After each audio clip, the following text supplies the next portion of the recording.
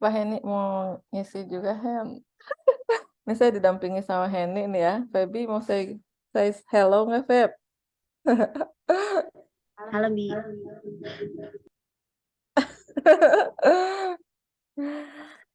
Ya, udah semalam ya. udah semalam ya.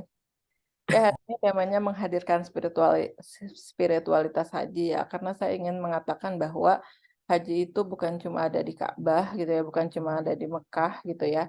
Tapi bagaimana caranya kita menghadirkan spiritualitas itu dimanapun kita berada gitu.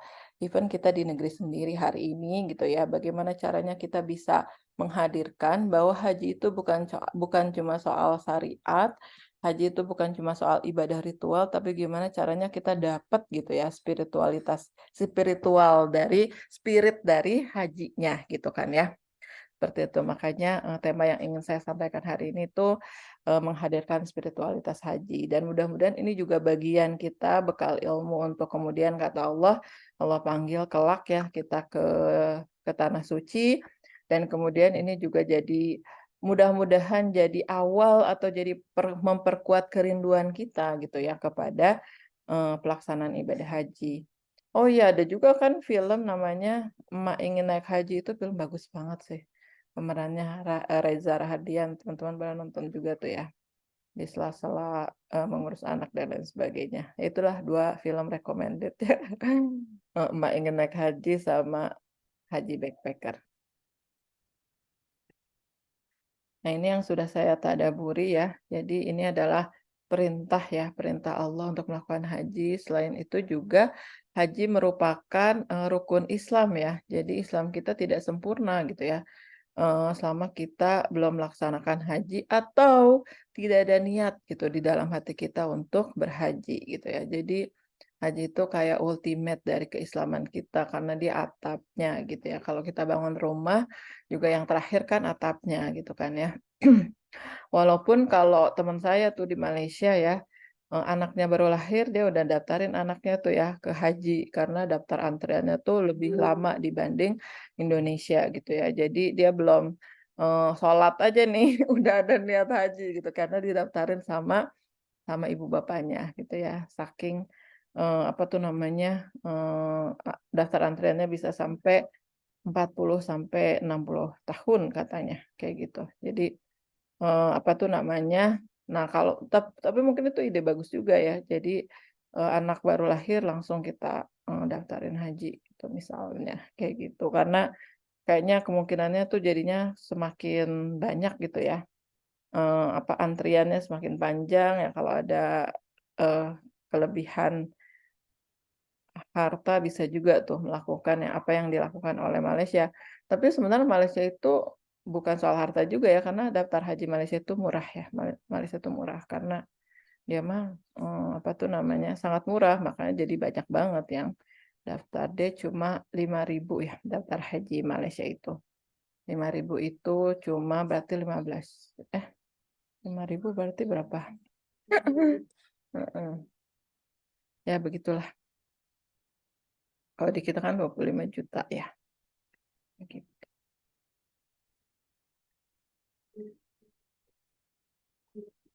Heeh. Nah, haji itu adalah perjalanan menghampiri Allah gitu ya. Maka persiapkanlah seperti persiapan menuju kematian. Jadi dan kalau misalnya kita bersiap-siap mati gitu ya, bersiap-siap meninggal di sana gitu kan ya, maka ada banyak harus kita persiapkan gitu kan ya untuk apa tuh untuk menghampiri Allah ini gitu kan ya.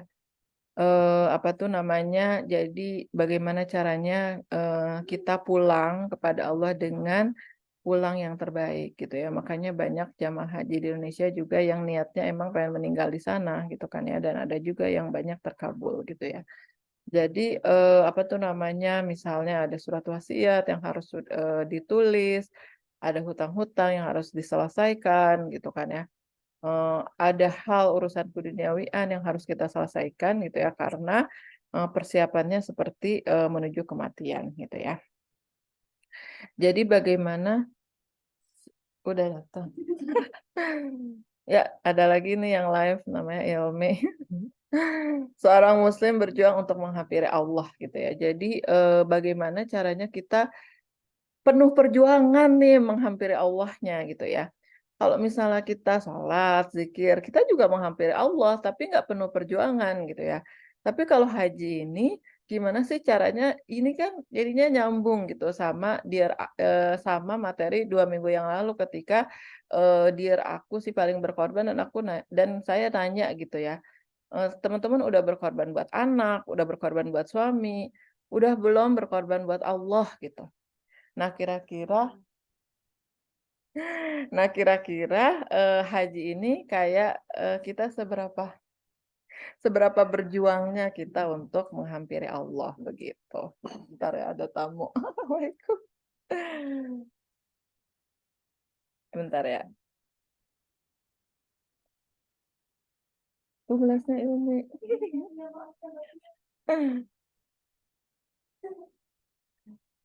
Ini gimana nih?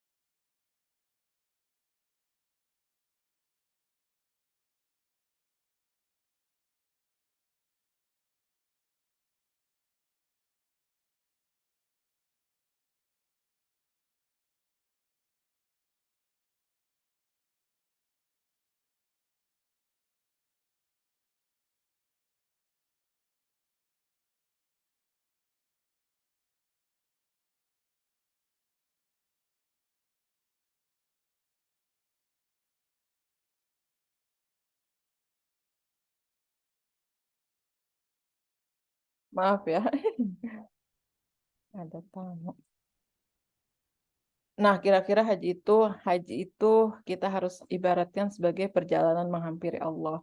Kalau misalnya selama ini kita ngerasa menghampiri Allah itu mudah gitu ya. Nah, coba kita berjuang sedikit gitu ya. Menghampiri Allah yang level up gitu ya, yang lebih berat dari biasanya kita menghampiri Allah gitu kira-kira. Nah, apa saja sih bekal haji itu? Bekal haji itu adalah kerinduan. Jadi kalau orang-orang yang udah rindu banget, ya Allah juga pasti akan, apa tuh namanya, Allah juga nggak, apa ya, nggak tega gitu ya, sama hambanya yang tiap hari gitu ya, nabung celengan rindu. Firsa Besari itu ya, celengan rindu gitu ya. Jadi, nanti Allah kasih lihat nih, celengan rindunya udah penuh atau belum. Kalau udah penuh nanti Allah berangkatin gitu, haji gitu ya, dengan cara apapun. Itu cara itu Allah gitu. Pokoknya kita, hadirkan kerinduan yang kuat gitu ya, ke Baitullah dan bukan cuma soal, apa tuh namanya, berangkatnya aja, tapi bagaimana caranya kita menunaikan, menghadirkan kesempurnaan, rukun Islam pada diri kita gitu kan ya. Ultimate gitu ya, kita benar-benar menjadi seorang muslim itu hadirkan kerinduan yang kuat. Terus yang berikutnya adalah tekad yang menggelora gitu ya. Jadi dan tekad yang menggelora ini adalah ada ikhtiar nih teman-teman ya.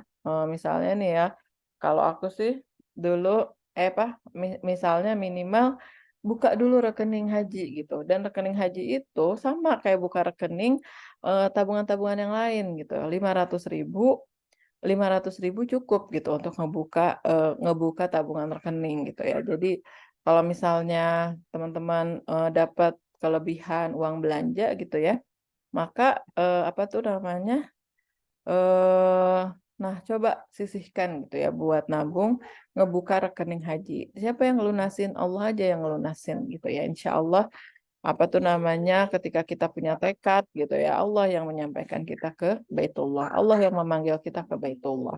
Allah yang akan ngelunasin semuanya, gitu kan ya.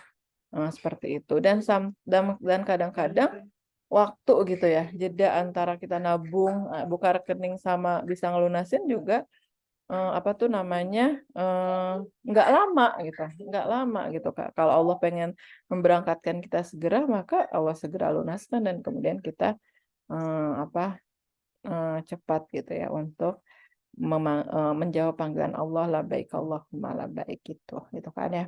Dan tentunya yang terakhir adalah ketakwaan dan ilmu. Selama misalnya kita menunggu itu, ya jangan cuma menunggu gitu ya, tapi kita isi dengan dengan kita isi dengan ilmu gitu ya tentang haji dan lain sebagainya, dan juga bagaimana caranya meningkatkan ketakwaan kita kepada Allah.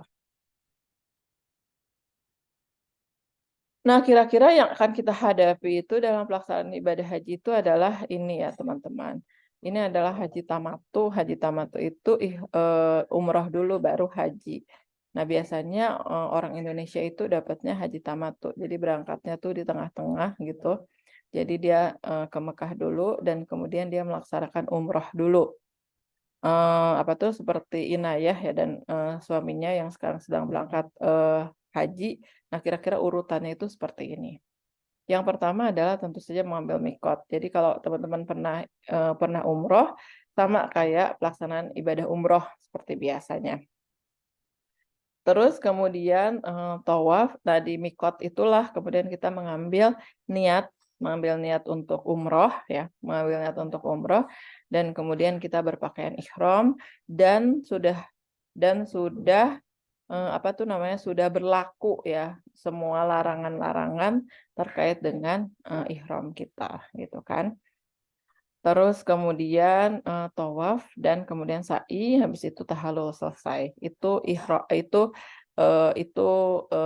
umroh ya. Jadi kalau umroh itu sebenarnya cukup 4 jam sudah selesai sih umroh itu ya, seperti itu. Nah, setelah itu jamaah haji akan tetap tinggal di Mekah sampai pelaksanaan ibadah haji ya. Sampai pelaksanaan ibadah haji karena ibadah haji itu ada tanggal-tanggal tertentunya. Gitu. Jadi ibadah haji itu dari kapan sih? Kalau yang melaksanakannya itu apa tuh namanya? Kita sudah ada di Mina dari tanggal 8, ada yang sudah ada di Mina dari tanggal 8, ada yang langsung tanggal 9 ke Arafah gitu ya. Biasanya pemerintah langsung ya 9 ke Arafah, tapi untuk KBIH tertentu itu kita tanggal 8 Zulhijjah sudah ada di Mina gitu. Jadi berangkatnya ke Arafah itu dari Mina.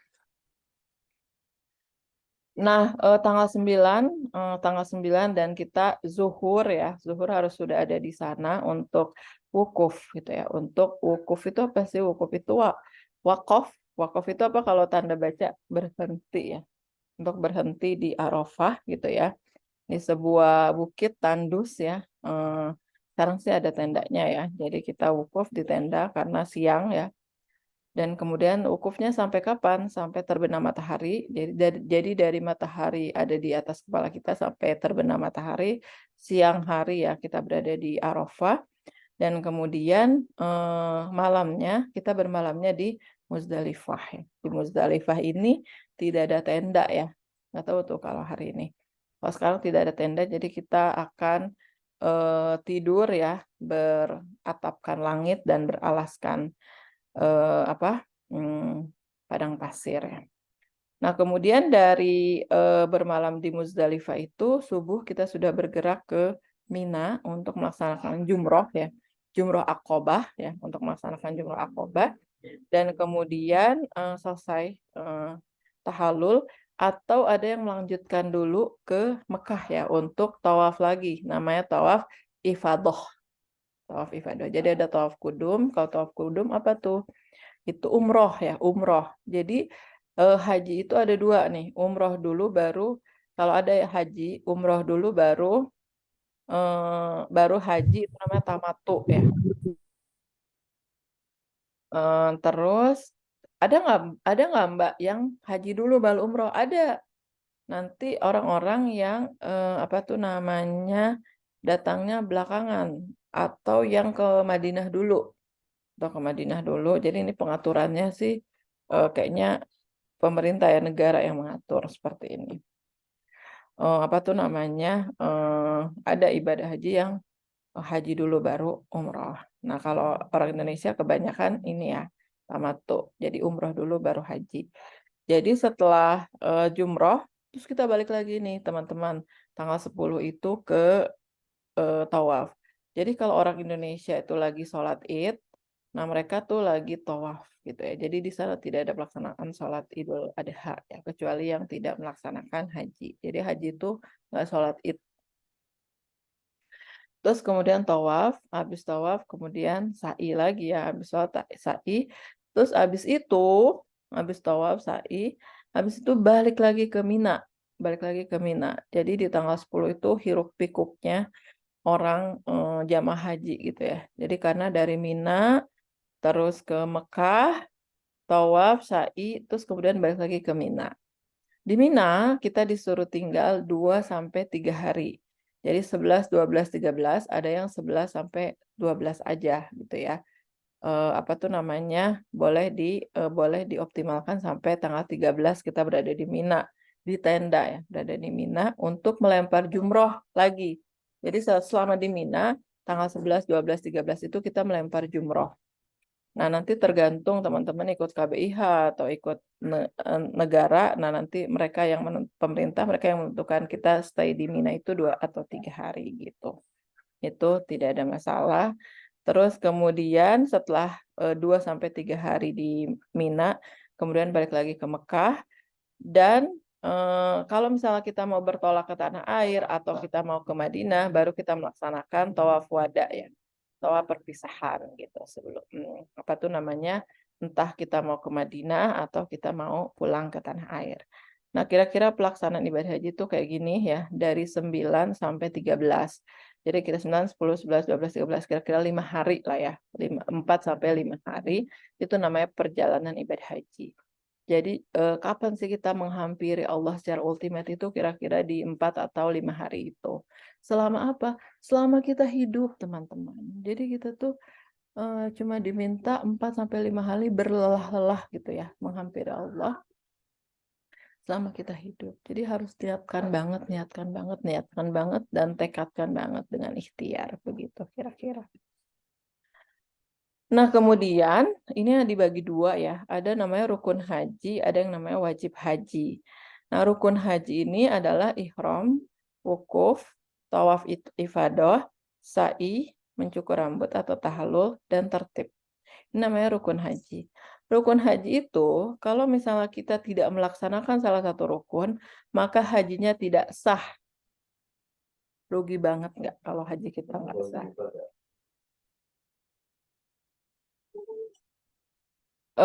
Apa tuh namanya? eh Misalnya nih, apalagi misalnya eh, ada hadis yang mengatakan bahwa haji itu adalah wukuf di Arafah gitu. Jadi jangan sampai kita nggak wukuf gitu di Arafah.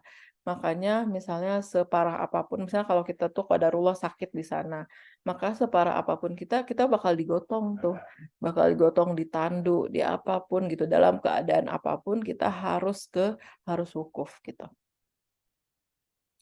Mbak, kira-kira ada nggak sih Mbak yang udah nyampe sana, udah haji gitu ya, terus nggak wukuf gitu?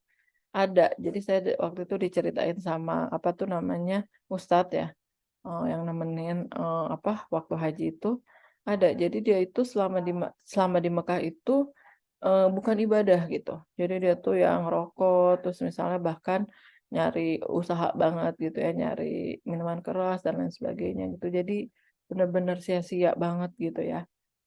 Dan qadarullah pas waktu mau wukuf itu ya, dia tidur aja gitu di hotel gitu. Tidur aja di hotel, orang nggak ada yang ngeh, pembimbingnya nggak ada yang ngeh gitu. Jadi itu seharian, jadi dia luput gitu. Dan ini nggak bisa diulang lagi karena emang cuma 9 Zulhijjah gitu. Di 9 Zulhijjah ini gitu ya. Jadi makanya kapan sih waktu yang tepat untuk ke Ka'bah yang kosong? Ya pas pas wukuf di Arafah itu ya kan kosong semua, nggak ada yang di Ka'bah gitu. Nah, itu kosong. Makanya pemerintah Arab Saudi biasanya mengganti kiswah itu di tanggal segini karena semuanya lagi bergerak ke Arafah gitu.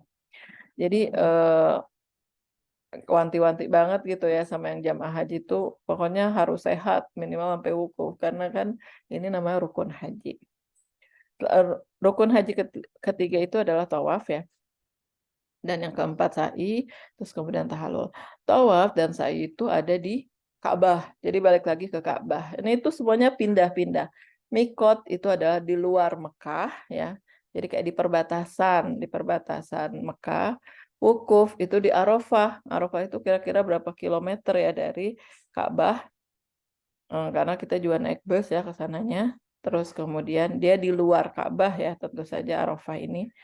Terus kemudian tawaf sama sa'i balik lagi ke Ka'bah. Habis itu tahallul, habis itu tertib ya. Apa tuh namanya?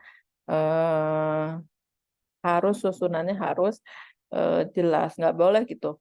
Oh kan mumpung lagi di Mekah ya kita tawaf aja, habis tawaf baru wukuf. Nah itu nggak kaci kayak gitu ya.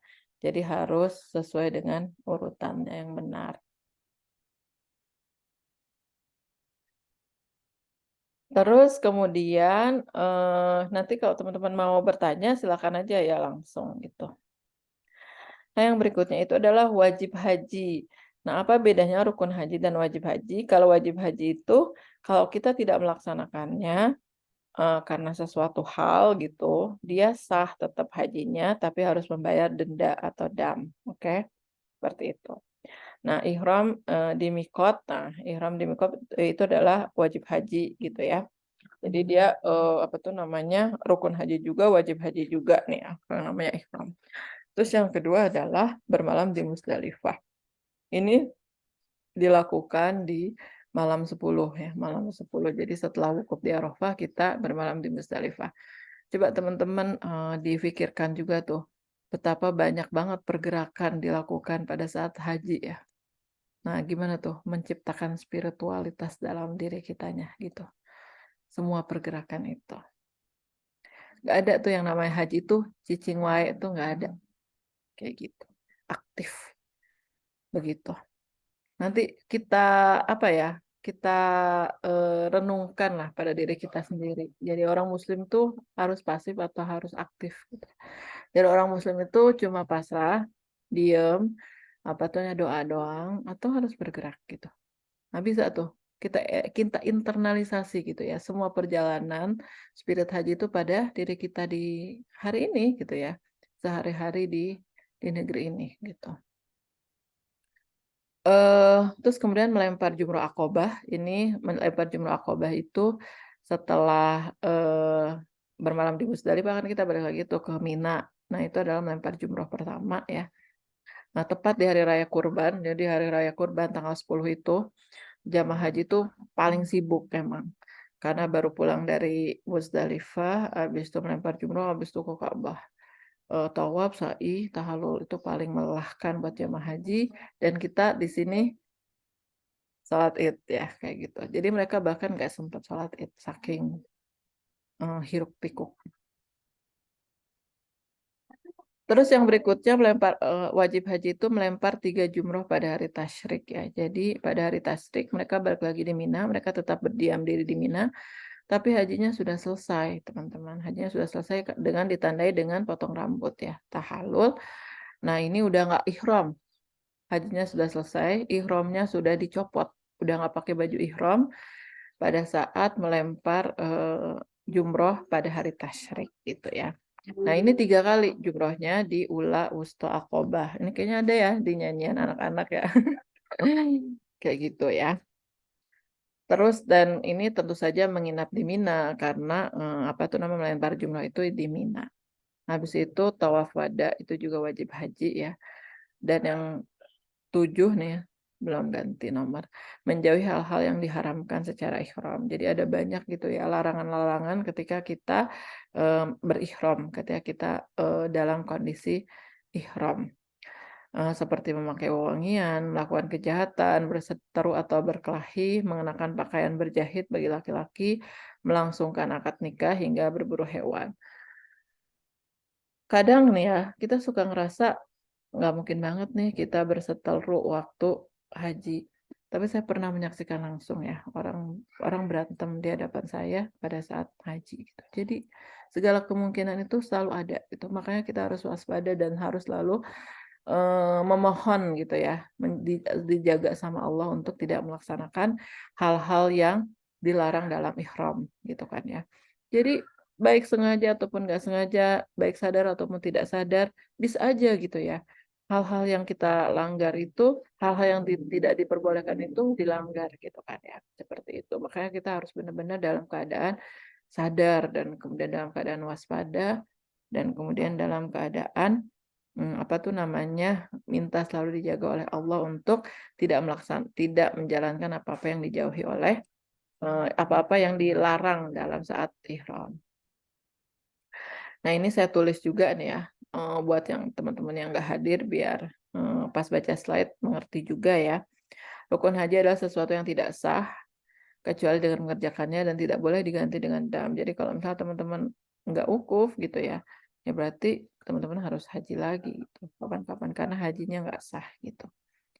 Terus wajib haji sesuatu yang harus dikerjakan walaupun sahnya tidak bergantung padanya. Namun jika tidak dikerjakan harus diganti dengan dam ya. Damnya itu menyembelih satu ekor kambing ya, dan kalau tidak mampu berpuasa ya berturut-turut.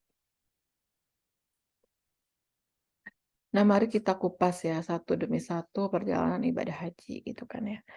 Jadi haji itu kapan sih kita mulai? Haji itu pertunjukan haji itu dimulai di mikot gitu ya. Dan disinilah kita tuh berganti pakaian. Udah nggak ada status, udah nggak ada kita tuh udah nggak punya status apa-apa kecuali kita manusia, kecuali kita hamba Allah. Kita sudah mencopot pakaian kita selama di negara kita gitu ya. Ada yang pakaiannya itu dokter, ada yang pakaiannya itu presiden, ada yang pakaiannya itu PNS, ada yang pakaiannya itu apapun gitu ya. Pakaian kita selama di negara kita, kita copot, disuruh dicopot sama Allah gitu ya. Apa tuh namanya? Makanya dulu tuh haji itu terutama perempuan ya. Jadi tasnya itu harus seragam, nggak boleh bawa tas sendiri gitu, nggak boleh bawa tas sendiri. Padahal di Indonesia, saya tahu ya di Indonesia, beliau itu misalnya kalau tas itu tiap hari ganti-ganti dan branded semua gitu ya. Dan itu sama sekali nggak boleh dibawa gitu ya. Jadi kita harus pakai tas apa teman-teman? Kita harus pakai tas travel gitu yang setelah selesai haji itu rusak semuanya. Ya udah robek-robek semua yang tas yang kualitas rendah itu loh gitu ya. Dan harus seragam gitu ya. Iya bahkan tuh dulu pembimbing saya itu bahkan tas aja tuh harus seragam gitu. Sampai sampai segitunya. Sebentar lagi. Karena apa teman-teman? Karena kita kadang pakai topeng atas nama pakaian ini ya teman-teman. Istilahnya tuh kita pakai eh apa? Dan kadang-kadang status kita jadinya beda gitu ya. Kalau pakaiannya tuh beda gitu. Apa tuh namanya? Mungkin kita pernah gitu ya, apa lebih menghormati orang yang pakaiannya lebih bagus gitu ya, yang ada brandnya gitu kan ya, menghargai orang yang disebabkan karena pakaiannya atau statusnya atau pekerjaannya dan lain sebagainya gitu ya.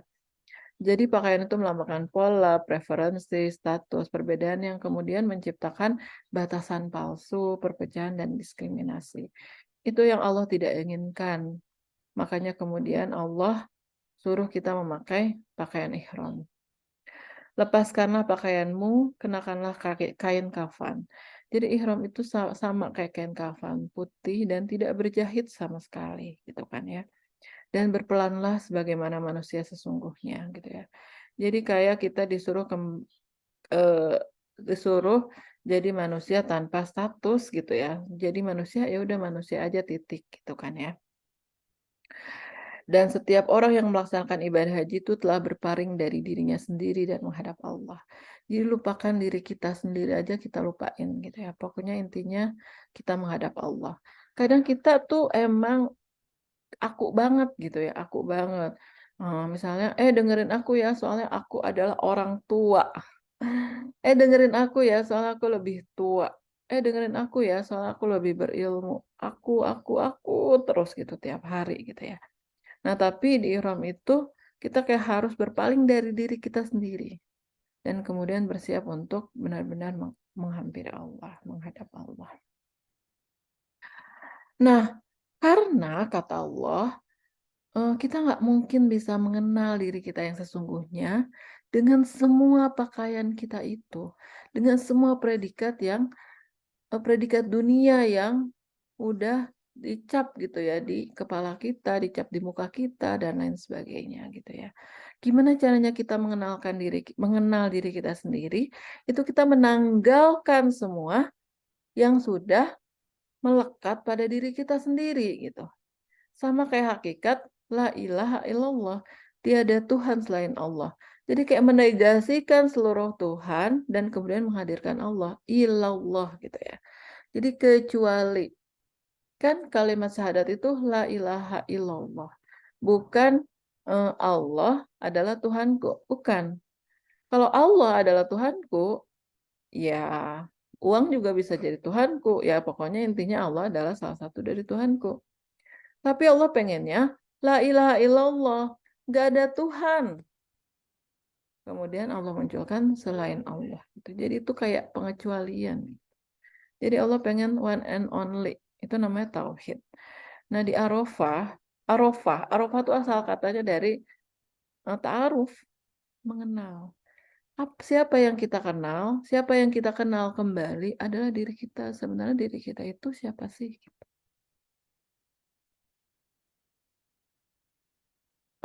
Dan haji itu bermulai di Arafah ini. Dimulai dari mana? Dimulai dari meninggalkan Ka'bah, teman-teman. Jadi itu tuh menarik, teman-teman ya. Jadi selama ini kita ngerasa Ka'bah adalah tujuan. Enggak. Ka'bah itu cuma rumah Allah gitu. Dan kita tuh justru haji itu dimulai dari kita meninggalkan. Bahkan simbol aja harus kita tinggalkan, teman-teman. Jadi Ka'bah yang merupakan simbol gitu, itu juga harus ditanggalkan oleh kita. Karena ternyata haji itu bukan di Ka'bah dimulai. Sebenarnya haji itu justru kita menjauhi Ka'bah karena Ka'bah itu bukan tujuan, teman-teman. Kini yang kau temui bukan rumahnya, tapi dia yang memiliki rumah itu. Jadi ini semuanya tuh hakikat, semuanya tuh spirit. Gak ada simbol sama sekali. Dan Arafah itu nggak punya apa-apa, gitu. Bahkan nggak boleh dibangun ya, walaupun emang ada tugu ya, tugu Arafah. Kayak gitu, cuma tugu aja untuk menandain kalau itu tuh Arafah. Gitu. Jadi emang zero banget gitu. Kita kayak harus menolkan semuanya, even simbol Ka'bah karena bukan Ka'bah lah tujuan kita gitu ya. Ka'bah cuma penunjuk arah, kiblat. Menarik ya Islam itu ya. Somehow, somehow kalau saya berdialog sama teman-teman saya yang non muslim ya, saya masih sangat dekat ya tentang salib ya. Mereka juga menjadikan salib itu adalah penunjuk arah. Tapi kenapa gitu ya tetap harus dipasang di gereja dan lain sebagainya gitu kan ya. Mereka juga menjadikan salib itu bukan bukan tujuan gitu ya, tapi itu tuh kayak pegangan gitu ya. Nah, tapi kalau Muslim itu zero semuanya, nggak ada semuanya. Dan ini tuh tergambar jelas pada saat haji gitu ya. Jadi ini tuh semuanya kode gitu dari Allah gitu ya. Apa tuh namanya? Bagaimana caranya kita memulai? Memulai itu justru dari luar Ka'bah gitu ya. Wukuf itu kita di Arafah. Dan kenapa wukuf itu siang pada saat terik matahari? Ya agar kita tuh jelas banget mengenal diri kita sendiri. Gitu ya. Nggak tertutup apa-apa gitu ya. Dan dan wukuf itu apa sih? Wakaf itu berhenti. Jadi kita tuh kayak disuruh berhenti sejenak untuk mengenali diri kita sendiri. Teman-teman bisa melakukannya ini di sini gitu ya. Jadi pas waktu 9 Zulhijjah kita dalam keadaan puasa, coba teman-teman duduk dan kenalilah diri kita sendiri itu sebenarnya siapa sih. Udah nggak usah mikirin aku tuh ibu yang baik atau bukan ya. Aku tuh istri yang baik atau bukan ya. Aku tuh istri yang layak diselingkuhin atau bukan ya. Iya loh. Trending soalnya ya. One week one berita perselingkuhan gitu ya. Udah copot semua status-status itu, kenali diri kita sendiri dan akan muncul ya. Diri kita itu siapa? Diri kita itu hamba. Dan ini dilaksanakan di siang hari. Di seharusnya tuh kita tuh kayak produktif banget gitu ya. Harusnya kita tuh lagi kerja-kerjanya nih. Enggak. Kata Allah, duduk, berhenti gitu ya. Dan kenali diri kamu sendiri gitu. Kadang kan kita lupa ya, kita tuh hamba Allah ya. Kayaknya mendidik anak tuh bisa banget ya. Kita sendiri aja tuh kita bisa mendidik anak. Makanya anak nggak ranking satu aja kita yang overthinking. Aduh, saya sepertinya jadi ibu yang salah. Misalnya kayak gitu ya. Apa tuh namanya? Pokoknya segala-gala tuh kayaknya aku gitu yang harus melakukannya gitu ya. Karena aku pengen jadi ibu yang baik gitu misalnya gitu. Nah, sebenarnya hakikat diri kita itu ya hamba gitu ya. Kita cuma aktor tadi saya bilangnya gitu ya. Hmm, seperti itu. Dan di Arafah itulah kemudian kita benar-benar apa ya, mengenali diri kita sendiri gitu ya. Dan sampai kemudian kita ketemu gitu ya jawabannya. Saya siapa? Saya adalah hamba. Dan seorang hamba pasti punya tuan dan hamba itu adalah orang yang senantiasa bersiap-siap menunggu perintah Tuhan gitu ya. Dan seorang hamba itu adalah orang yang siap-siap apa namanya tidak pernah menolak apapun yang diperintahkan oleh tuannya. Kira-kira seperti itu. Sebagaimana Nabi Ibrahim. Jadi kalau misalnya kita kaitkan lagi sama Nabi Ibrahim ya luar biasa ya. Bagaimana Nabi Ibrahim itu kalau disuruh ya jalanin aja, nggak ada overthinkingnya gitu ya. Disuruh nyembelih juga nyembelih aja gitu, nggak ada overthinking. Nanti saya kan kalau kita mah kayak gitu ya, oh nyiapin makanan banyak, oh kalau sedikit nanti disangkanya pelit loh, misalnya kayak gitu. Terus nanti disangkanya pokoknya kita tuh ya overthinking sama pemikiran-pemikiran orang lain gitu terhadap kita gitu ya. Padahal belum tentu orang lain mikir itu juga sama kita ya nggak sih. Nah, setelah kita mengenal diri kita, kemudian kita bertolak ya dari apa itu ke Muzdalifah ya. Bertolak ke Muzdalifah untuk apa? Untuk menemukan kesadaran. Nah, tadi kan apa tuh namanya? Kita coba mengenal dan setelah mengenal diri kita sendiri itu adalah di Muzdalifah itu adalah tahapan kesadaran kita. Nah, kalau misalnya kita tahu diri kita tuh hamba Allah, apa yang harus kita lakukan untuk menjadi hamba Allah itu? Apa yang harus kita lakukan? Tahapan kesadaran. What next setelah kita kenal diri kita? Nah, di Mabit Muzdalifah itu ya, di Mabit di Muzdalifah itu juga momen yang menurut saya kayak momen kita itu nothing ya. Kita itu nggak ada apa-apanya. Kita itu ya itu sebatang kara. Engkau sebatang kara dan menemukan dirimu sendiri ya di saat itu engkau melanjutkan untuk menemukan diri kamu sendiri gitu ya. Karena benar-benar Musdalifah itu kan kalau di kalau wukuf itu kan duduk ya, karena siang sampai malam, siang sampai tenggelam tenggelam matahari ya, dan ada tenda ya. Kalau Musdalifah itu nggak ada sama sekali, dan kita dalam keadaan malam tidur. Jadi kita benar-benar tidur kita nempel sama tanah, nempel sama pasir. Nah dalam kondisi kayak gitu tuh kita ngerasa emang kita itu nggak punya apa-apa, kita tuh bukan siapa-siapa, dan kita itu maksudnya bangkitkan kesadaran bahwa kita itu bukan siapa-siapa dan bukan apa-apa dan nggak punya apa-apa dan nggak sama siapa-siapa gitu kira-kira. Dan di malam itu engkau akan berbincang dengan kekasih. Jadi sebisa mungkin walaupun misalnya kita sana bareng keluarga, ke sana banyak teman-teman di sana, sebisa mungkin yang kita lakukan lebih banyak adalah berbincang dengan Allah gitu ya. Eh, apa untuk menemukan kesadaran kita sebagai seorang hamba. Katakan kepada Allah, akui dosa-dosa. Bebaskan dirimu dan berselahlah di pelukan malam. Pokoknya nih malam mabit di Muzdalifah ini adalah malam perenungan, malam yang sangat syahdu gitu ya. Ketika kita berbincang dengan mesra dengan Allah. Bisa kita hadirkan misalnya di sini pas malam ke-10 itu nggak usah masak ya. Ini ngajarin nggak benar ya. Coba justru kita lebih dekat gitu sama Allah di malam ke-10 ini. Kan bisa di kamar, bangun lebih awal gitu ya.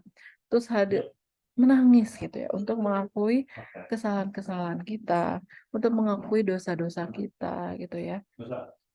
Apa tuh namanya? Semua akui, tumpah ruahkan gitu ya kepada Allah.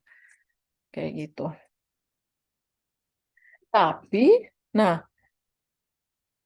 di tahapan kesadaran inilah kemudian hadirkan juga ruh berjuang gitu ya. Karena ternyata kesadaran ini akan melahirkan gerakan gitu. Kesadaran itu akan melahirkan gerakan. Jadi apa tuh namanya? Kan kita kenal diri kita sebagai hamba Allah dan kemudian kita tahu apa yang harus kita lakukan nih sebagai hamba Allah gitu ya. Dan eh, besok saya akan berjuang gitu ya untuk benar-benar sebenar-benar menjadi hamba Allah tadi gitu ya. Jadi pada saat mabit di Muzdalifah itulah kemudian selain kita berbincang sama Allah, kita juga mengumpulkan batu-batu, untuk bertempur esok hari. Jadi ini satu ngebayanginnya tuh jihad, teman-teman. Jadi di malam-malam sebelum jihad, apa yang dilakukan oleh Rasulullah dan para sahabat bermunajat sama Allah gitu ya. Berdoa sepanjang-panjangnya sambil ngasah senjata. Jadi kan kayak gitu ya. Coba baca sirah tentang perang. Itu menarik banget. Jadi kapan mereka saat saat tertingginya gitu ya keimanan mereka ya malam sebelum jihad. Karena mereka nggak tahu besok itu mereka terbunuh atau membunuh. Mereka menang atau kalah gitu. Ini kayak persembahan terakhir untuk Allah gitu. Kapan ini dilakukannya? Pada saat mabit di Muzdalifah. Kapan dilakukannya? Zulhijjah malam atau malam ke-10 Zulhijjah. Bisa kita praktekkan di sini gitu ya. Walaupun besoknya kita sholat id ya. Besoknya kita berhari raya. Karena jamaah haji itu besoknya melempar jumroh. Jumroh itu apa sih yang kita lempar? Yang kita lempar adalah, ya jadi besoknya itu kita melakukan pertempuran dengan setan. Kalau di Indonesia bertempur dengan daging-daging ya, dengan lemak-lemak dan kolesterol ya. Bisa nggak nih kita menang ya melawan kolesterol itu. Nah, kemudian 10 Zulhijjahnya balik ke Mina. Balik ke Mina. Nah, ini nggak ada tuh Ka'bah tuh belum. Ya kan, balik ke Mina dan kemudian melakukan melempar jumroh Aqobah ya. Dan melempar jumroh Aqobah ini adalah pernyataan bahwa setan adalah musuh. Tadi kan mempersiapkan. Nah, teman-teman, sebenarnya peran kita, kesadaran kita itu adalah ini, teman-teman. Jika kita hamba Allah dan setan adalah musuh Allah, maka itu nyatakan, statementkan di tanggal 10 Zulhijjah itu bahwa setan itu adalah musuh kita juga. Gitu. Jadi kan kadang-kadang kita cuma bilang setan adalah musuh yang nyata bagimu, tapi perilaku kita, kata-kata kita mirip gitu ya sama setan gitu ya. Apa tuh namanya suka marah-marah ya sama anak-anak gitu kan. Kalau kata Maryam, kalau suka marah-marah temennya setan gitu kan. Jadi kita langsung nggak marah-marah lagi gitu kan ya. Kayak gitu. Jadi melantar jumroh itu adalah simbol bahwa setan itu adalah musuh yang nyata bagi kita sepanjang hidup kita. Nggak boleh kita temenin si setan itu, nggak boleh kita jadiin teman, apalagi jadi pemimpin. Apapun kata setan gue ikutin gitu kan ya. Nauzubillahi min dzalik ya. Mudah-mudahan kita benar-benar menyatakan diri kita ya pada tanggal 10 Zulhijjah itu adalah setan, adalah musuh kita yang nyata dan kita bisa mengaplikasikannya gitu ya dalam kehidupan sehari-hari bahwa ketika kita digoda setan, kita jauhin lagi, kita usir lagi. Musirnya ada yang susah, ada yang mudah dan yang mudah-mudah itu bisa kita lakukan dengan auzubillahi minasyaitonirrajim. Auzubillahi minasyaitonirrajim. Begitu aja gitu terus. Kalau udah pengen keluar, pengen marah banget, auzubillahi minasyaitonirrajim. Pokoknya lakukan statement terus-menerus untuk kita tidak mau berteman dengan setan begitu. Nah, yang berikutnya itu adalah tawaf ya, teman-teman ya. Nah, tawaf itu tuh melambangkan ya transformasi manusia menjadi umat. Transformasi aku menjadi kita. Karena saat kita tawaf, kita tuh hilang. Padahal kan udah ketemu nih, kita yang individu itu udah ketemu. Kapan? Saat wukuf, saat mabit, itu kita sebagai individu, kita ketemu sebagai hamba Allah. Nah, pas tawaf itu, kita hilangkan kita itu, dan kemudian kita jadi kita. Jadi satu kesatuan umat. Jadi wahdatul ummah. Karena di tawaf itu, kita semua berkeliling dan semuanya itu tujuannya sama, menghampiri Allah. Sometimes kalau misalnya kalau misalnya ke sana, terus kadang-kadang tuh kayak suka haru gitu ya, ya Allah semua tuh punya niatan sama, yaitu menghampiri Allah gitu. Jadi kalau misalnya saya apa tuh misalnya ada yang nanya apa pesan-pesan gitu ya. Pokoknya semua kalau di sana tuh harus berprasangka baik karena semuanya itu emang pengen dekat sama Allah. Walaupun dia nyikut-nyikut kita gitu ya, nggak usah kesel karena sebenarnya dia nyikut kita karena dia lagi tawaf gitu. Karena semua tujuannya sama gitu, menghampiri Allah gitu. Dan ini juga merupakan jadi Ka'bah itu kayak ketetapan gitu. Konstansi sementara manusia itu bergerak. Jadi ketetapan, gerakan sama disiplin itulah tawaf, teman-teman. Dan sebenarnya kan kita juga sedang tawaf gitu ya di muka bumi ini gitu ya. Ya kan? Mungkin nggak 7 kali juga ya. Tapi tiap hari kita kira-kira bolak-balik nganterin anak kita berapa kali? Nah ya, ada teman saya nih, belum. Anaknya 3 ya. Sekolahnya tuh di SD Sudah kelas. selesai belum? Belum. Anaknya sekolahnya di kelas 6, kelas 2 SD sampai itu waktu masuk dan waktu pulangnya beda. Emang mau kemana? Rumah Afifah. Mau ke rumah Afifah. Ke rumah Afifah yuk gitu. Oh gitu. Emang harus sama Umi.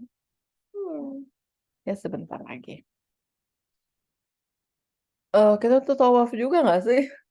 Jadi dia tuh nganterin anaknya yang kelas 6, habis itu kelas 2 padahal sekolahnya di sekolah yang sama. Dia tiap hari bolak-balik bisa 6 kali kata dia.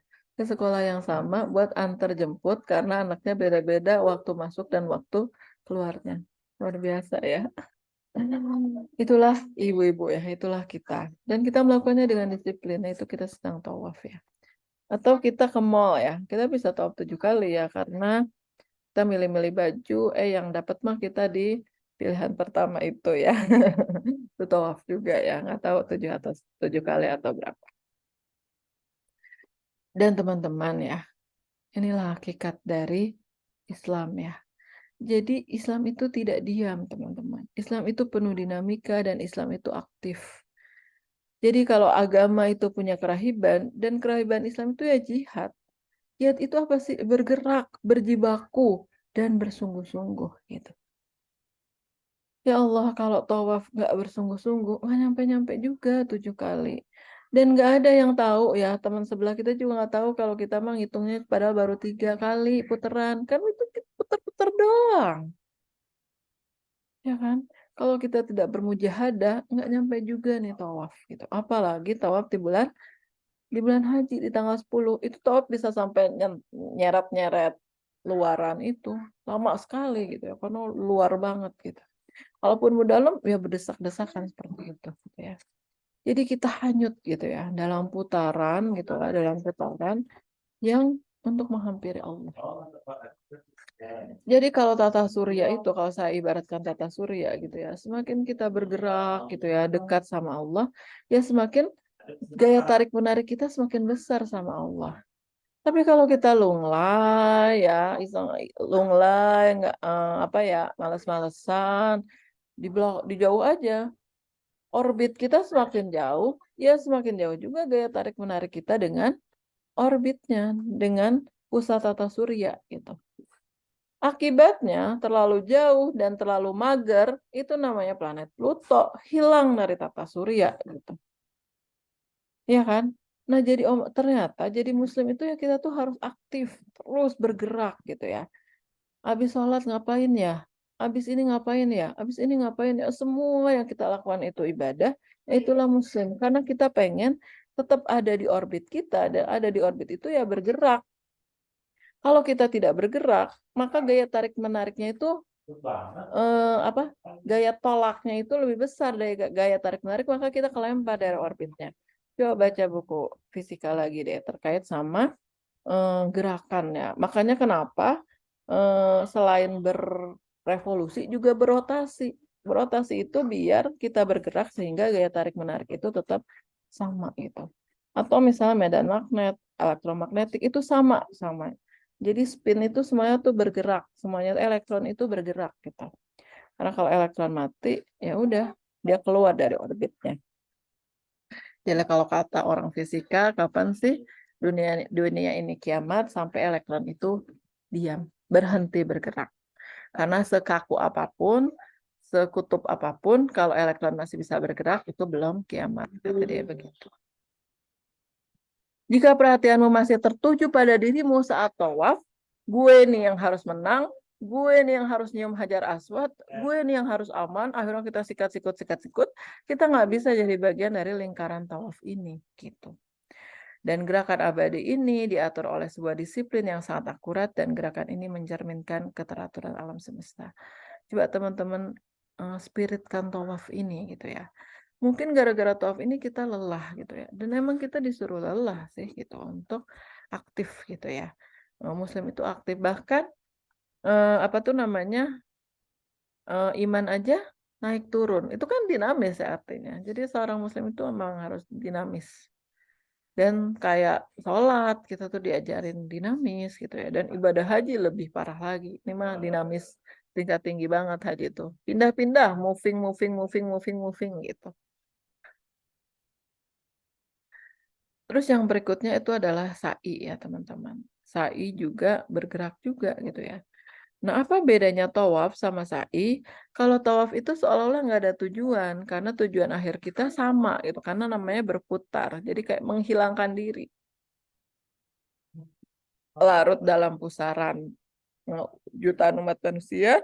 Sementara kalau sa'i itu sebuah pencarian. Gerakan yang memiliki tujuan gitu. Nah, kalau apa ya? Kalau dari buku yang saya baca ya, jadi saya punya buku referensi namanya Haji Dr. Ali Sariati ya. Terserah sih itu teman-teman mau baca atau enggak ya. Eh, tapi itu menarik banget gitu ya. Nah, saya ini adalah urusannya semua tentang dunia, teman-teman katanya. Jadi engkau berperan seperti Hajar dan Hajar itu nyari apa sih? Nyari air.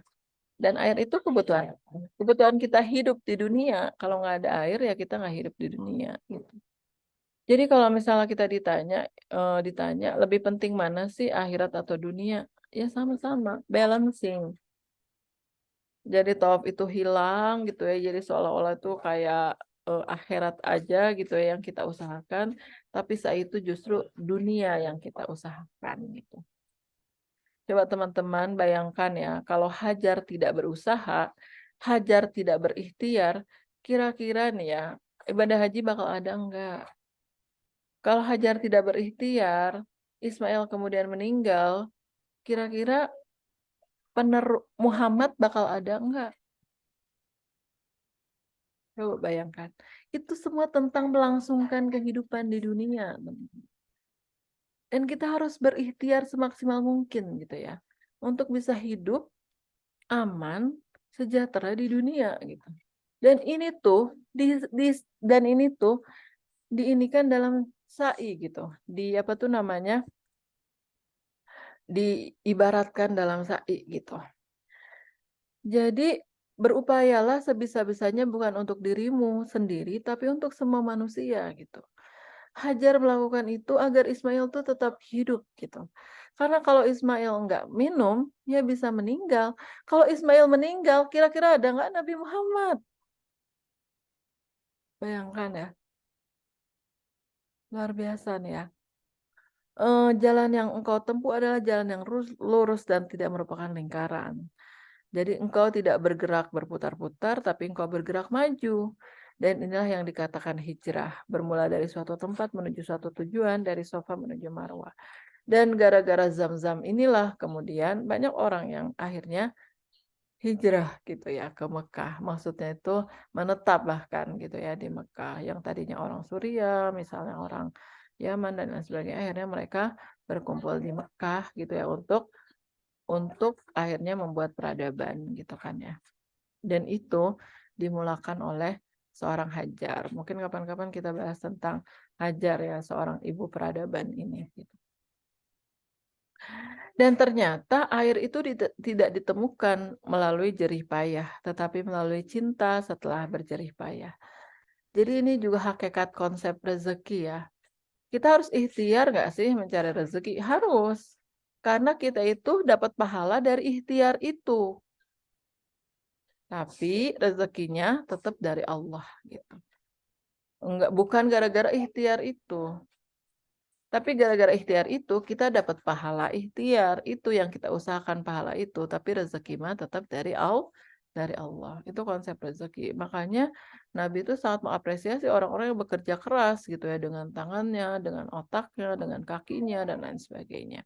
Dibanding orang yang bermalas-malasan. Tidur-tidur aja lah. Nanti bulan depan juga ada kalau turun gaji kita misalnya dan lain sebagainya.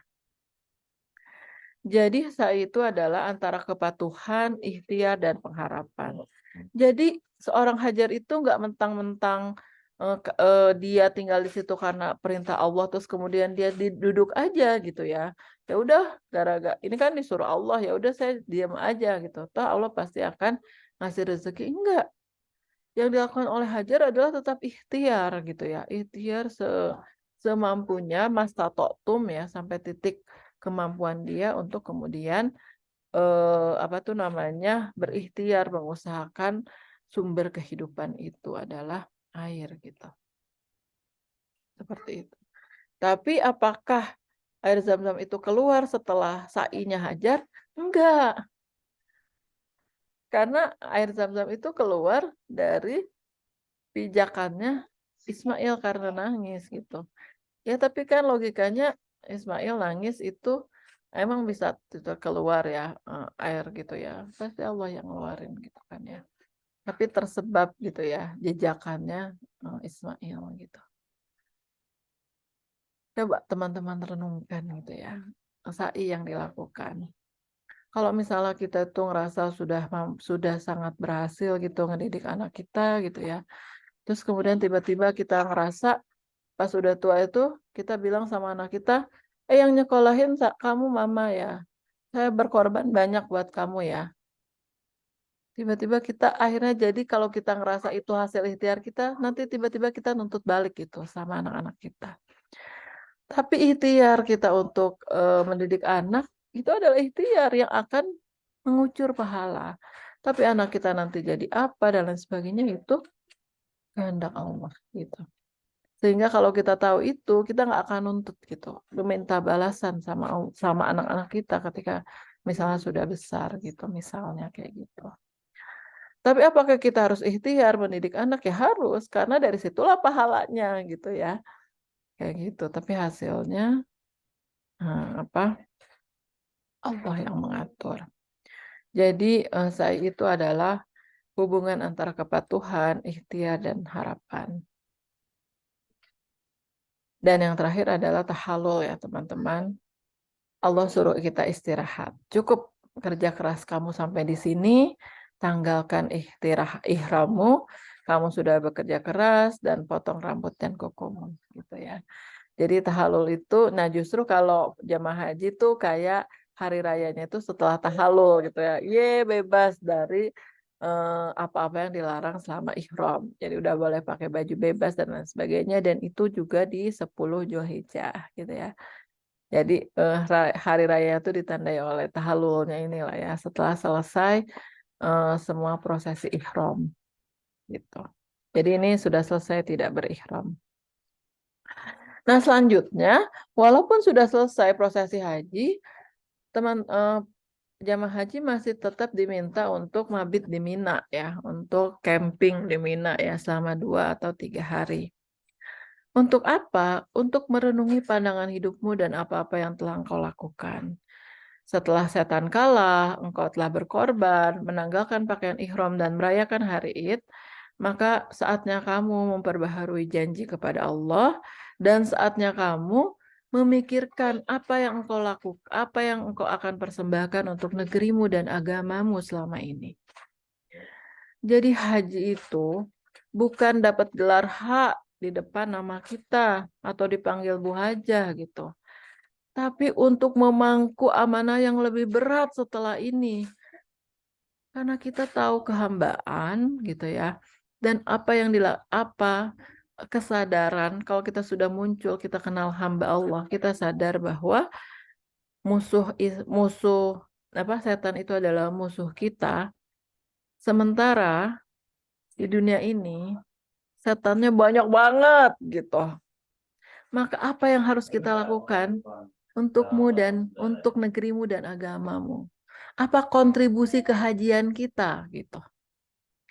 Ya kalau misalnya seorang Kiai Haji Ahmad Dahlan, kontribusi kehajiannya dia itu adalah Muhammadiyah gitu. Yang tak lekang oleh zaman sampai hari ini gitu. Pulang ke Indonesia, dia bikin pembaharu. Nah, boleh juga nonton ya.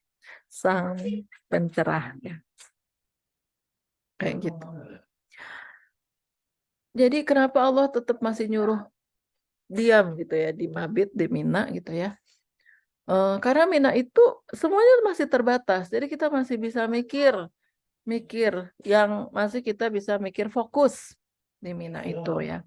Fokus nanti kalau udah ke Indonesia kita mau ngapain? Kontribusi kita untuk negara ini mau ngapain? Karena kita tuh tahu musuh kita siapa. Sekarang udah tahu nih musuh kita siapa dan ternyata pas kita saksikan realitasnya di negara kita, di dunia ini, LGBT merajalela gitu ya, pergaulan bebas merajalela, riba merajalela, zina merajalela. Apa yang harus kita lakukan untuk ini, teman-teman? Jadilah Ibrahim, jadilah Ibrahim. Kita tuh udah punya tugas seperti tugas Ibrahim, menghapus semua berhala gitu ya. Dan dihapusnya pakai diperanginnya pakai kapak loh sama Ibrahim gitu ya. Bahkan berhala yang dibuat oleh ayahnya sendiri. Jadi pendobrak gitu ya. Jadi pembaharu gitu. Jadi kalau kita nonton Kiai Haji Ahmad Dahlan itu kan dia merubah arah kiblat yang selama ini salah gitu kan ya. Merubah kejawen-kejawennya yang ada di apa tuh namanya? Kesultanan gitu ya, Jogja dan lain sebagainya gitu. Ya gitu. Jadi kapan sih waktu yang tepat untuk kita merenungi apa yang akan kita lakukan setelah haji kita itu bukan buat kita, tapi buat umat gitu. Buat negara dan agamamu. Jadi harusnya haji itu dulu saya suka ngebayangin haji itu harusnya sebuah conference besar umat Islam dan kemudian what next gitu. Apa yang kita lakukan seumat Islam lagi ngumpul nih. Harusnya kita conference bahas masalah umat dan kemudian kita pulang menyelesaikan masalah umat itu. Harusnya sih haji itu kayak gitu kira-kira untuk memperbaiki peradaban ini. Udah bukan membangun peradaban tapi memperbaiki karena sudah banyak yang rusak gitu kira-kira. Jadi yang namanya haji mabrur itu adalah haji yang punya kontribut tuh masyarakat ini terserah bidang apapun yang teman-teman suka itulah kira-kira.